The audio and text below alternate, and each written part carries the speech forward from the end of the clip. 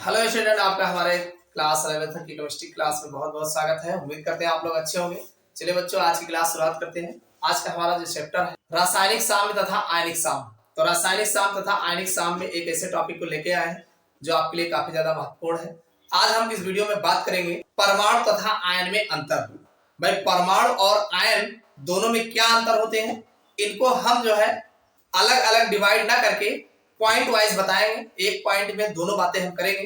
तो चलिए हम इसको उदाहरण के द्वारा जो है परमाणु और आयन में कौन कौन से अंतर होते हैं दोनों को समझ लेते हैं। आप लोग वीडियो के अंत तक बने रहिएगा। देखना, अभी तक अगर आपको तैयार नहीं हुआ होगा तो ये वीडियो देखने के बाद आप फिर पूरे जीवन नहीं भूलोगे और अच्छे से आपका तैयार हो जाएगा। चलिए शुरू करते हैं। चलिए बच्चों, परमाणु और आयन की अगर हम बात करें तो इसमें कई अंतर हैं।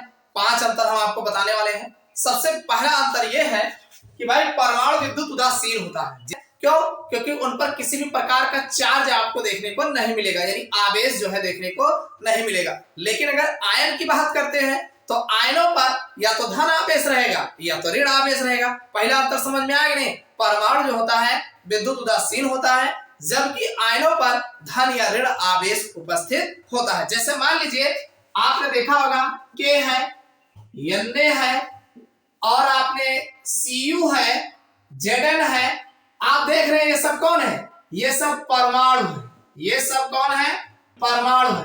तो परमाणु जो होते हैं आप देख रहे हैं इस पर किसी भी प्रकार का आवेश देखने को नहीं मिलता। लेकिन अगर आयन की बात करें, जबकि अगर हम आयन की बात करें, आयन भाई अगर हम आयन की बात करें तो जैसे आपने देखा होगा Na+ charge, K+ charge, Cl negative charge, Mg2+ charge. तो ये सब आदि यानी ऐसे बहुत आपको मिल जाएंगे जो आयन होंगे और आयनों पर जो है भाई चाहे ऋण आवेश हो चाहे धन आवेश हो, तो आयन जो होते हैं धनात्मक या तो ऋणात्मक होते हैं, जबकि परमाणु विद्युत उदासीन होते हैं। पहली बात क्लियर। दूसरी बात यह कहा गया है कि किसी परमाणु में इलेक्ट्रॉनों की और प्रोटॉनों की संख्या बराबर होती। भाई आप जानते हैं जो उदासीन परमाणु होता है तो परमाणुओं पर आपको ये पता है ना, किसी भी परमाणु में इलेक्ट्रॉन और प्रोटॉनों की संख्या बराबर होती है। तो जब बराबर होगी तो उदासीन होगा, स्वाभाविक है। लेकिन अगर आयन की बात करते हैं तो जैसे मान लीजिए धन आयन है तो धन आयन कब होगा? जब इलेक्ट्रॉन निकल गया होगा तब होगा ना। और उदासीन जब रहा होगा तो उसमें इलेक्ट्रॉन प्रोटॉन बराबर रहे। अब इलेक्ट्रॉन जब निकाल दोगे प्रोटॉन की संख्या ज्यादा हो जाएगी। तो जो धन आयन होते हैं उसमें प्रोटॉन की संख्या अधिक होती है और जो ऋण आयन होते हैं तो एक इलेक्ट्रॉन बाहर से लिया रहता है तो इलेक्ट्रॉन ज्यादा हो जाएगा, तो उसमें इलेक्ट्रॉनों की संख्या प्रोटॉनों से अधिक होती है। समझ में आ गई? जैसे मान लीजिए ये हमारा सोडियम है, तो सोडियम में अगर देखोगे तो भाई अगर इसमें देखा जाए तो इसमें क्या है? 11 इलेक्ट्रॉन है और 11 जो है इसमें प्रोटॉन है। भाई 11 इलेक्ट्रॉन 11 प्रोटॉन है। लेकिन अगर आप Na+ चार्ज की बात करते हैं तो Na+ चार्ज में आपके जो प्रोटॉनों भाई इलेक्ट्रॉनों की संख्या होगी 11 के बजाय 10 इलेक्ट्रॉन हो जाएंगे और जो प्रोटॉनों की संख्या होगी वो आपके भाई 11 प्रोटॉन हो जाएंगे।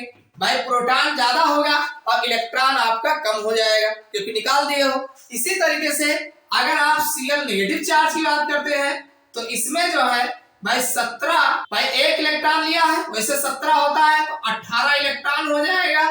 भाई इसमें 18 इलेक्ट्रॉन होगा और प्रोटॉनों की संख्या जो होगी वो 17 प्रोटॉन होगा। समझ में आया नहीं? भाई इलेक्ट्रॉनों की संख्या जो है 18 होगी और प्रोटॉनों की संख्या जो होगा वो 17 रहेगा। समझ में आया? तो इस तरीके से उदासीन जो होते हैं उनमें इलेक्ट्रॉन और प्रोटॉन आप देख रहे हैं दोनों बराबर हैं, जबकि धन आयन में इलेक्ट्रॉनों की संख्या कम है, प्रोटॉनों की संख्या ज्यादा है, जबकि ऋण आयन में इलेक्ट्रॉनों की संख्या अधिक है, प्रोटॉनों की संख्या कम होती है। तो इस समझ में आ गया होगा ना। चलो अगला देख लेते हैं। यानी बहुत से जो हमारे आयन होते हैं उनके इलेक्ट्रॉनिक विन्यास जो होता है अक्रिय गैसों जैसा होता है, लेकिन कोई जरूरी नहीं है कि सबका ही ऐसा होता हो, ऐसा कोई बात नहीं है। लेकिन अगर परमाणु की बात करते हैं तो सभी परमाणु का इलेक्ट्रॉनिक विन्यास अक्रिय गैसों जैसा नहीं होता। समझ में आ गई? तो ये बात आप जान लीजिए। जैसे मान लीजिए भाई अगर आप Na+ चार्ज की बात करते हैं तो अब इसका अक्रिय गैस भाई इसका इलेक्ट्रॉनिक विन्यास करोगे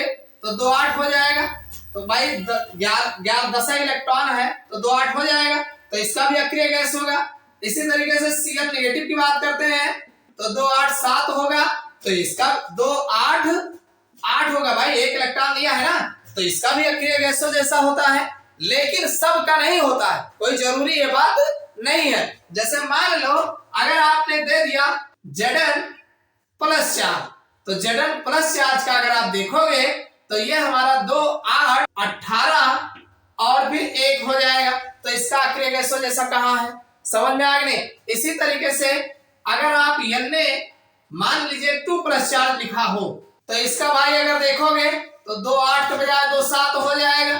तो इस तरीके से कोई आवश्यक नहीं है कि जितने भी आयन होते हैं सबका इलेक्ट्रॉनिक विन्यास अक्रिय गैसों जैसा हो, और लेकिन जो परमाणु होते हैं लेकिन उनका भी जो है स्वाभाविक गुण नहीं है कि कुछ तो उनके अक्रिय गैसों जैसे होते हैं और कुछ नहीं भी होते। समझ में आ गया ना, ये बातें समझ में आ गई होंगी कि बहुत से आयनों का इलेक्ट्रॉनिक विन्यास अक्रिय गैसों जैसा होता है, परंतु ये स्वाभाविक नहीं है कि सभी का होता हो, और परमाणु जो होते हैं इनका अक्रिय गैसों जैसा नहीं होता है। अब जो अक्रिय गैसें हैं उनकी बातें छोड़ दीजिए, अक्रिय गैस की हम बात नहीं कर रहे हैं, हम दूसरे परमाणुओं की बात कर रहे हैं, ठीक है। चलिए अगला देखते हैं, परमाणु और आयन दोनों रासायनिक अक्रिया में भाग लेते हैं। भाई सीधी सी बात है, चाहे परमाणु की बात करो और चाहे आयन की बात करो, ये दोनों के दोनों रासायनिक अक्रिया में भाग लेते हैं। जैसे मान लीजिए ये हमारा Na प्लस चार्ज है और ये हमारा Cl नेगेटिव चार्ज है, इसको अगर आप जोड़ते हैं तो हमारा क्या बन जाएगा, NaCl बन जाएगा ना, तो ये आयन हो गए।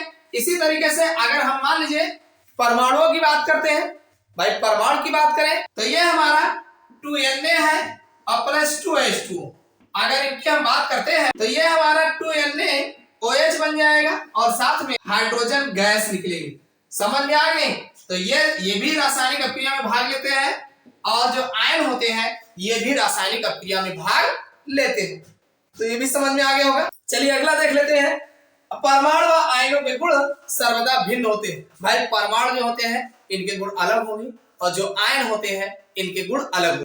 जैसे अगर देखा जाए तो ये जो Na परमाणु है, Na ये जो है Na जल से अभिक्रिया करता है, यानी Na जो हमारा सोडियम परमाणु है जल से अभिक्रिया करता है, लेकिन अगर हम बात करें Na प्लस चार्ज की तो यह जल से अभिक्रिया नहीं करता है, समझ में आ गया नहीं। भाई परमाणु और आयनों के जो गुण होते हैं वो अलग होते हैं, एकदम अलग होते हैं। Na जो है जल से अभिक्रिया कर लेता है, अभी देखो हमने बताया NaH2O से क्रिया कर रहा है, हाइड्रोजन गैस दे रहा है, लेकिन अगर कहो Na आयन तो Na आयन जो है ये जो है जल से अभिक्रिया नहीं करता है। Na प्लस चार्ज यह जल से अभिक्रिया नहीं करता। समझ में आ गए, 5 अंतर हमने आपको बताए हैं।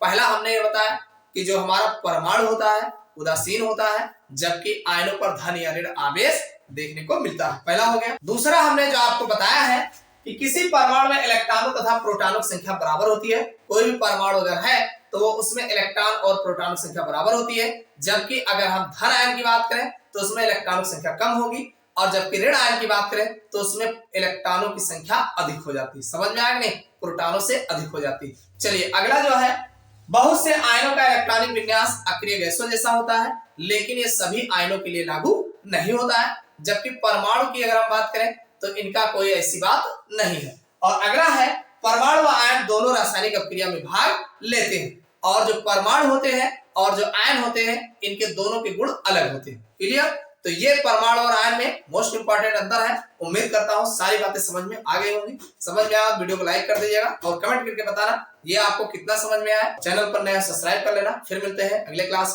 से नए टॉपिक।